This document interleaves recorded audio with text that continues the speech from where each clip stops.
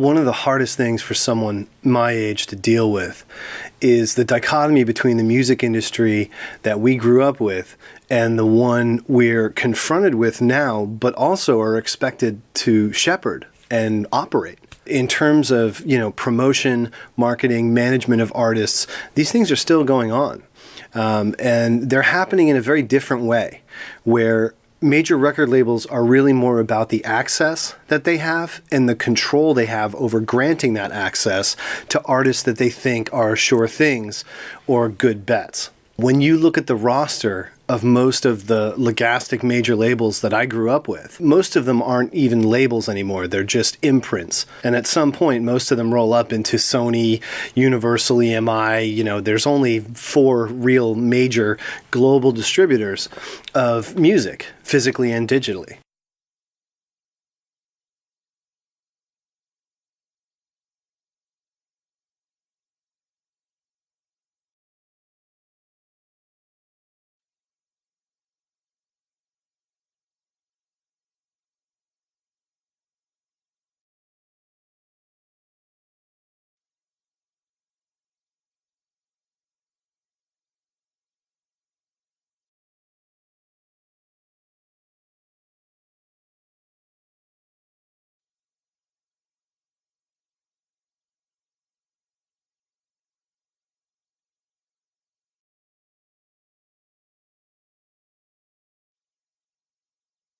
The rest of it is occurring on a much more independent scale. We had that dichotomy when I was growing up with the physical media age. There were independent record labels operating throughout the 80s and 90s in England and all of Europe and America.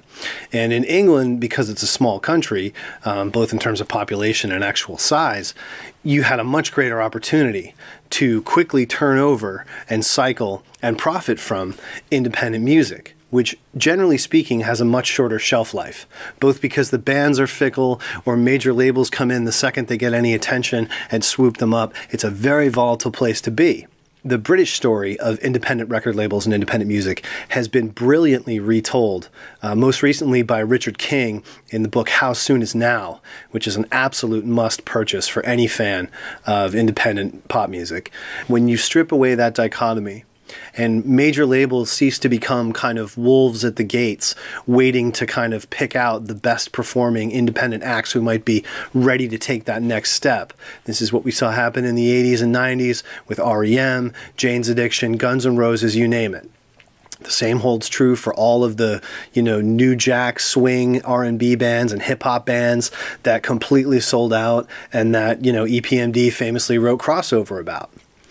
That kind of transition from underground to mainstream doesn't happen anymore. What you get is basically major labels functioning as talent agencies. For a band today, signing to a record label is essentially a meaningless move. Your primary concern is which PR boutique are you going to sign to. I mentioned in the Richard Goddard clip about the French Kiss Label Group. French Kiss Label Group is an attempt to develop a more kind of 360-degree solution to that problem. Because if you have bands that are really only worried about what PR firm is interested in them, and they don't give a crap what record label in name their album is virtually released on, you don't have record labels anymore. So over the past 5 years, major record labels have all circled the wagons and essentially circled their Rolodexes, and they're trying to protect the relationships that they own. Because those connections and that access is the only value they have to an artist. So they have to protect that, and they have to act selfishly to ensure that it maintains its value, or else they really cease to exist. Even if you're not out to become a music celebrity, which is really a celebrity first in the field of pop music, even if you just want to be a musician, a functioning working musician, it's still absolutely the number one priority in your life to get hitched up with a good PR firm. Because without them, you don't have any relationships and you don't have any access. You're not going to get booked at Glasslands. You're going to have a hell of a fucking time getting anything going. This holds true of every genre. It's not just indie rock in Brooklyn. It's not just noise, thrash pop out in LA. It's house music. It's all of it. The only thing left is connections. And so, without an industry in which a label can function as a participant and ship tons of records or, plug a band and get a band on MTV, if it all becomes about PR, it just becomes a really difficult enterprise for musicians. Once things are reduced to that level where it's all about connections and access, and the whole idea of record sales and building an audience and grassroots this and groundswell, once you take all of those options out, it becomes very difficult for a musician to feel like anything other than a chancer, than somebody who's just trying to make it in the sense of being talked about on the same plane as, you know, Grizzly Bear or Grimes or whatever. You know, it becomes about reputation and renown. It doesn't become about you as a musician and your music. You're not taking the band out on the road and fighting the good fight and trying to build an audience on your own terms. It's almost impossible to do this these days. So for someone like me, I have to somehow reconcile these two things without judging and looking down on artists that are just trying to work in today's environment. They didn't create it. It's the end result of a number of different factors. I'm not going to give some band shit just for working with, you know, We All Make Music or some firm that's, you know, plugging their record. That's what they have to do. They don't have any choice. And for them, when a PR boutique is interested in them, that's a definition of making it. That's all great. What I was talking about in the last video is having some kind of self-respect in terms of the kind of advertising that you're allowing yourself to be complicit in and part of. When you have an ad where you as a musician are doing a voiceover celebrating the, you know, adventurousness and belief and, you know, integrity of Absolute Vodka, that's indefensible to me. So, you know, I want to make clear that I'm not just saying no ads ever, and anybody who's ever let their song get used in a fucking iPad commercial or something is some sellout. I mean, that's childish. That's ridiculous. You have to do that shit if you want to survive as a musician. There are no other opportunities available to you. None. I'm just saying, be somewhat selective. You know, because musicians, they just don't have any leverage anymore. You can't even try to develop leverage on your own as a working band. So you just don't have any good options. And, you know, I feel bad that some people maybe interpreted the last video I did as like some kind of really cheap slam on, you know, integrity and authenticity and all that bullshit.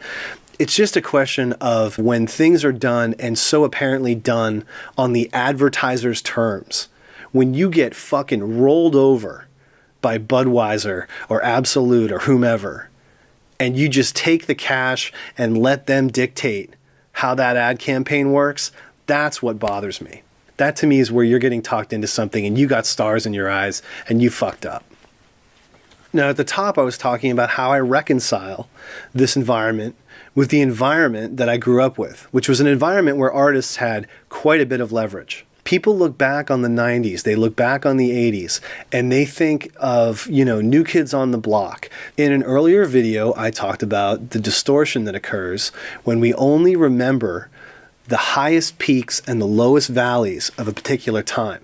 When we reconstruct our memory of the 1990s with Smells Like Teen Spirit up here, and then down at the bottom you have, you know, Green Jelly and Ugly Kid Joe, and nothing else happened. 5, 4, 3, 2, 1.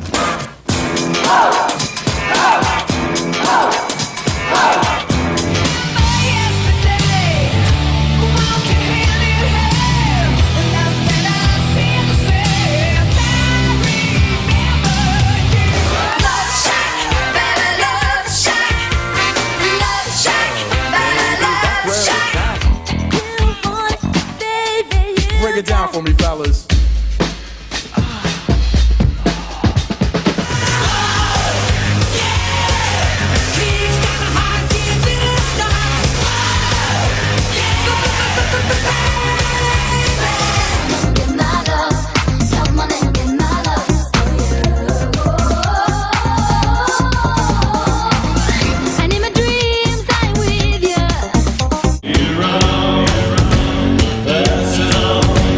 Jesus.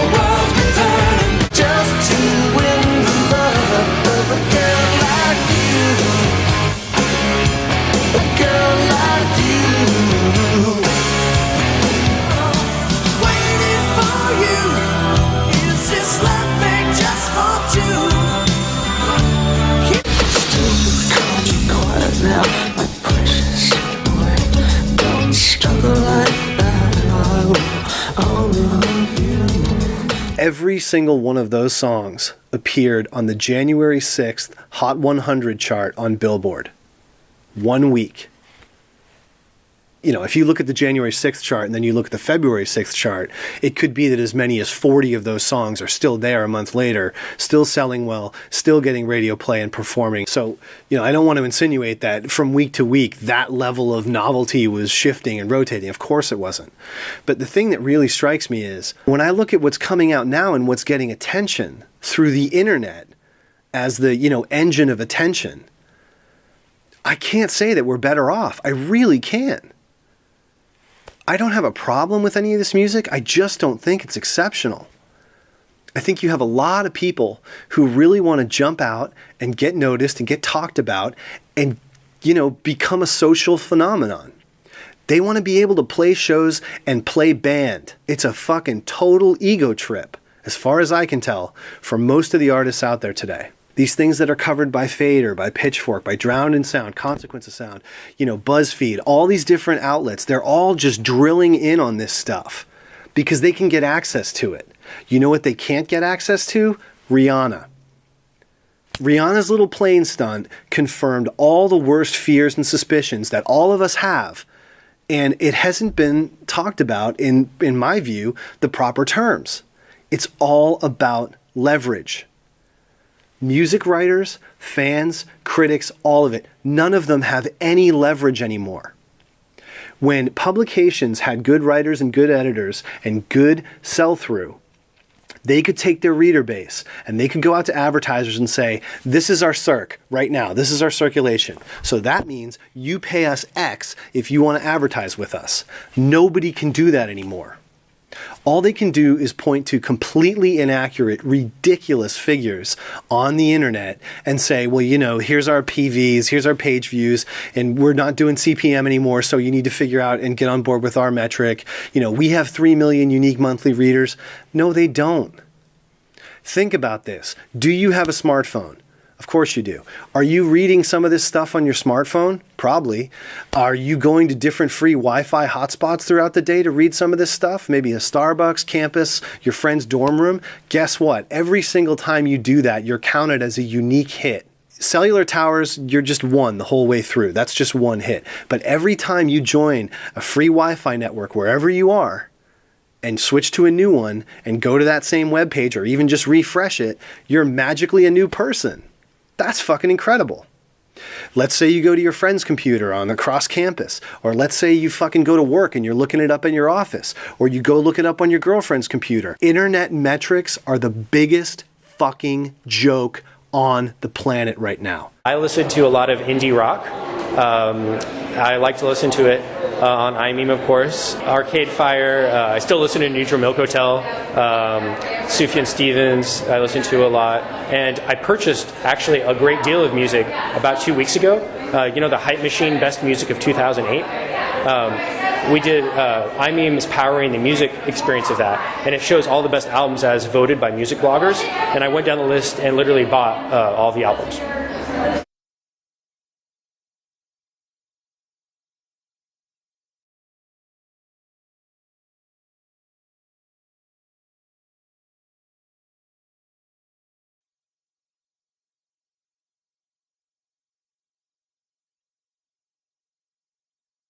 The largest social music network in the US and in the world.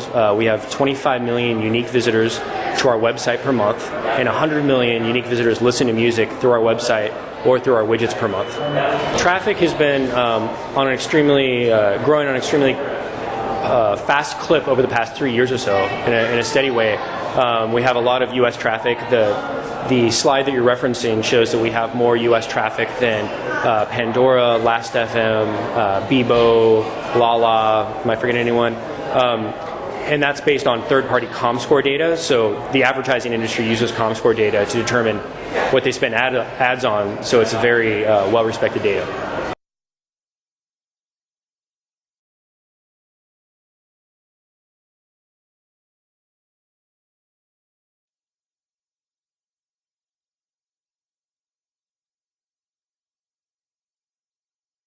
Yeah.